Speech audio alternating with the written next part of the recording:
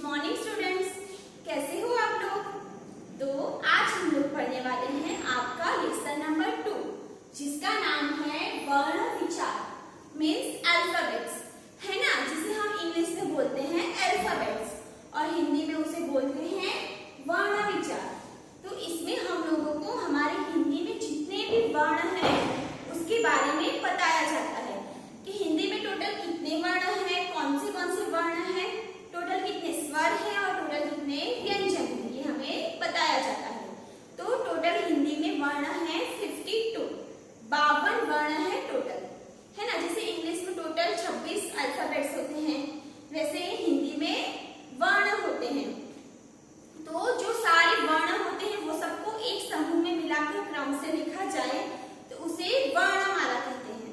तो चलो हम लोग ये देखते हैं कि ये लेसन में हमें क्या क्या जानने को मिलता है। वर्ण,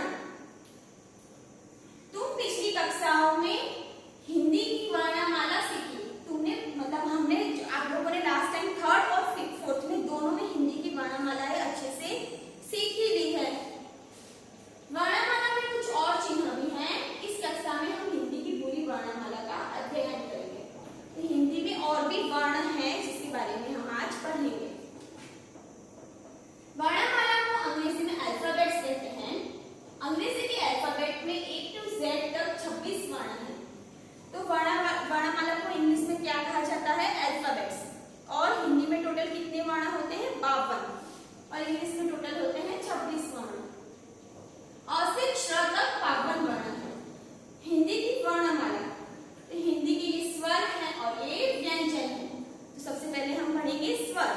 तो स्वर कौन से हैं, अ आ ई उ ऊ री, अ ए ओ औ।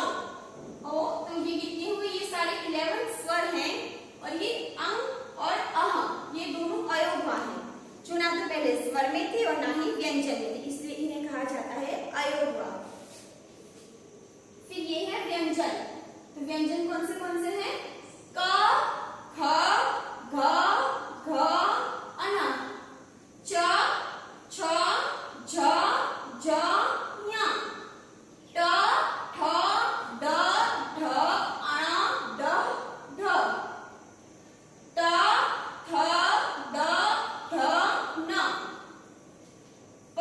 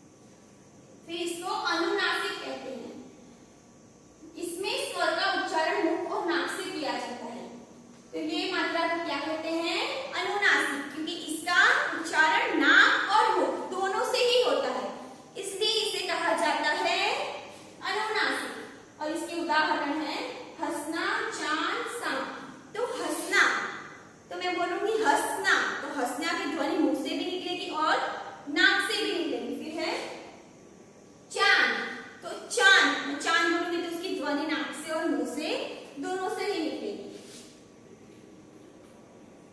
अनाहत को हम विसर्ग कहते हैं, ये शब्दों के अंत में आता है और ह जैसा उच्चारण देता है, जैसे पुनः, अतः, प्राप्त।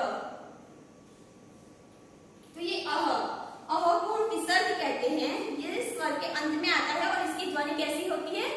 ह होता है पीछे। जैसे देखो इसके उदाहरण हैं पुनः, पुनः, पुनः, है ना। मैं पुनः बोलूंगी तो आपको पीछे सुनाई देगा ह, तो इसके पीछे आती है ह की ध्वनि, पुनः, है ना, आई ना ह की ध्वनि। फिर है अतः, अतः बोलूंगी तो पीछे ध्वनि सुनाई देगी ह की, तो आई अतः, है ना, ह की ध्वनि आती है। फिर है प्रातः, प्रातः, ह की ध्वनि आई, है ना। चूंकि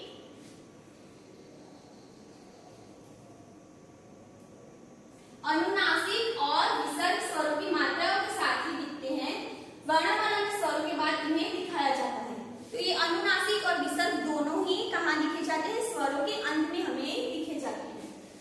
हिंदी की वर्णमाला में हम क, ख, ग, घ आदि वर्ण लिखते हैं। इनका उच्चारण ध्यानपूर्वक सुनो तो हमें इनमें अ के साथ, हम इनको अ के साथ बोलते हैं, क्योंकि व्यंजनों को अलग से बोलना संभव नहीं है। ये आप थर्ड और फोर्थ दोनों में सीख ही गए होंगे कि जो व्यंजन होते हैं उन्हें स्वर के बिना बोलना नामुमकिन है ना। जैसे मैं बोलूंगी क, तो किसकी ध्वनि आई पीछे? अ की आई ना। ख, अ, पीछे आपको अ की ध्वनि सुनाई देगी। ग, अ, है ना। च, अ, पीछे अ की ध्वनि आती है, क्योंकि व्यंजनों को स्वर के बिना बोलना नामुमकिन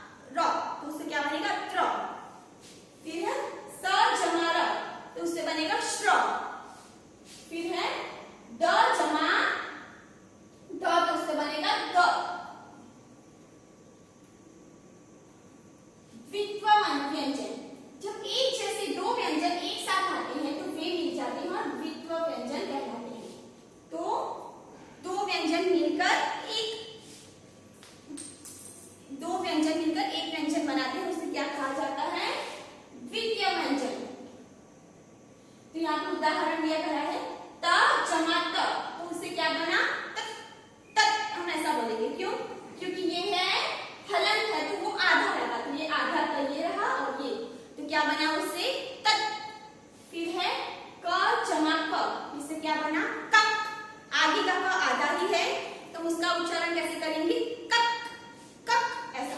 फिर है ड जमा ड, उससे क्या बनेगा डट डट, है ना। आगे का ड का हम थोड़ा ही उच्चारण करेंगे। फिर है ल जमा ल, तो नल, है ना। फिर देखो यहाँ पे उसके उदाहरण भी दिए गए हैं, पत्ता गत्ता पक्का चक्का, ये उसके आधे आधे हलन लगे हुए हैं यहाँ पे। फिर है रेफ का प्रयोग, तो रेफ का प्रयोग कहाँ होता है, वर्ण के ऊपर किया जाता है रेफ का प्रयोग, है ना। ऊपर की ओर रेफ का, जैसे कर्म, तो कर्म में म के ऊपर जो निशान चिन्ह आएगा उससे क्या करेंगे हम रेफ का चिन्ह। जब र किसी अन्य स्वर रहित व्यंजन के साथ उच्चारित होता है तो वो क्या बनता है, तो र को अगर हम स्वर के बिना के व्यंजन के साथ जोड़ेंगे तो उसका कैसे होगा उच्चारण। तो यहाँ पे देखो क जमा र, तो उसका क्या बनेगा क्र, है ना। उसका उदाहरण है क्रम, ये दोनों को मिलाया तो उससे बना क्र, है ना। तो उसका उदाहरण क्या होगा क्रम। फिर प जमा र, उसका क्या बनेगा प्र, ये दोनों को मिला दिया तो उससे बनेगा प्र, तो उसका उदाहरण है प्रेम।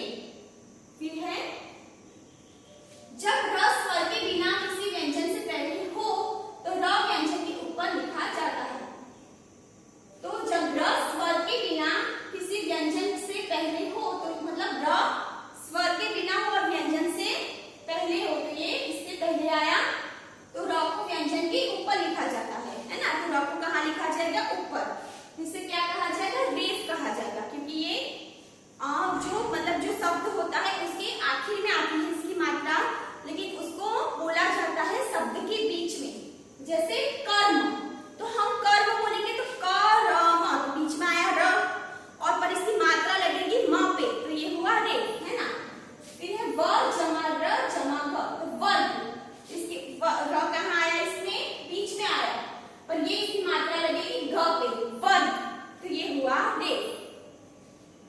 री की मात्रा का उच्चारण भी री की तरह होता है, तो ये री की मात्रा का उच्चारण भी कैसे होता है, री की तरह होता है। जैसे हम बोलेंगे मृग, तो मृग बोलेंगे तो बीच में आएगा र, है ना, हमें र की ध्वनि सुनाई देती है। ग्रो, रीक, ये सब में हमें री की ध्वनि का मतलब री की ध्वनि हमें सुनाई देती है। ट व ड के साथ र का प्रयोग इस प्रकार होता है। तो ट व और ड के साथ र का प्रयोग किस तरह से होता है, जैसे देखो ट्रक, तो ट्र क, है ना, बीच में र आया तो इसका उच्चारण हुआ ट्रक। ड्रम, राष्ट्र, तो राष्ट्र, तो हमें र की ध्वनि सुनाई देती है।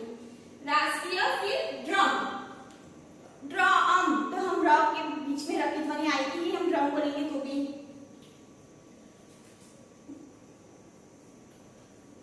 वर्ण विच्छेद, किसी शब्द के वर्ण को अलग अलग करना वर्ण विच्छेद कहलाता है। तो आगे भी हम लोगों ने सब वर्णों को अलग अलग करके देखा कि कौन सी मात्रा कौन सी ध्वनि किस तरह से बोली जाती है।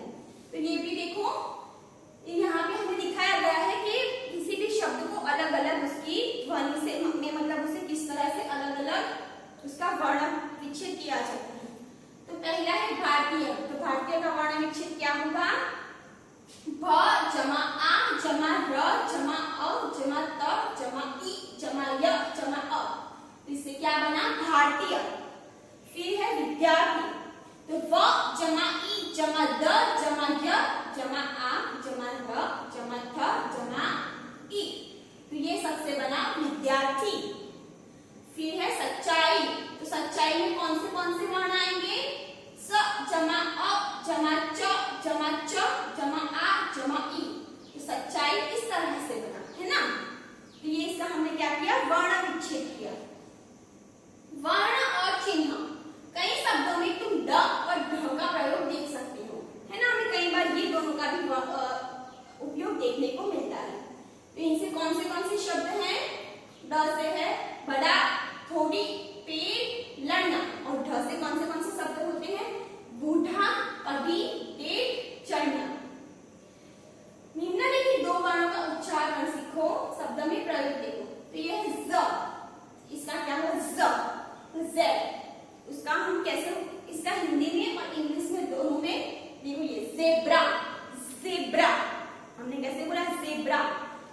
इसका हुआ जे और ज से जेड, है ना।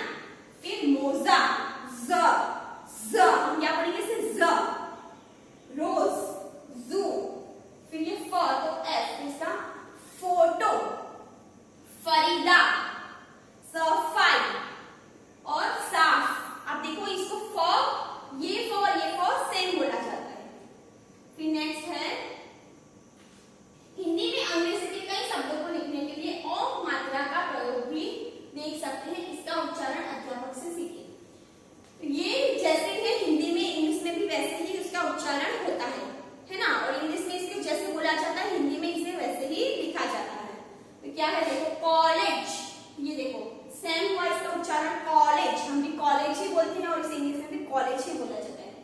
All, draw, doctor, copy, walk. तो ये देखो ये जो शब्द है इनको हम इंग्लिश में और हिंदी में एक जैसा ही बोलेंगे, ये दोनों के उच्चारण में कोई भी फर्क नहीं आएगा, ये जैसे है वैसे के ही रहेंगे। आओ पाठ दोहराएं। हिंदी वर्णमाला में कुल कितने वर्ण है, 52। अ को अनुस्वार कहते हैं, यह बिंदी के रूप में वर्ण के ऊपर लगता है। अन की आवाज ह जैसी होती है, इसकी आवाज कैसी होती है, ह जैसी, है ना। क्ष, त्र, ज्ञ तथा स्र संयुक्त व्यंजन है। जब दो समान व्यंजन एक साथ प्रयुक्त होते हैं तो वे द्वितीय व्यंजन कहलाते हैं।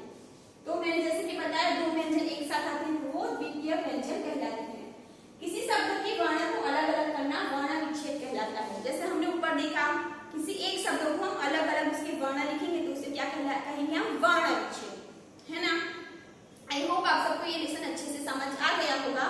अगर आपको ना समझ आए तो हम इसे जूम में फिर से आपको मुझे कुछ भी क्वेश्चन हो तो पूछ सकते हो। तो ये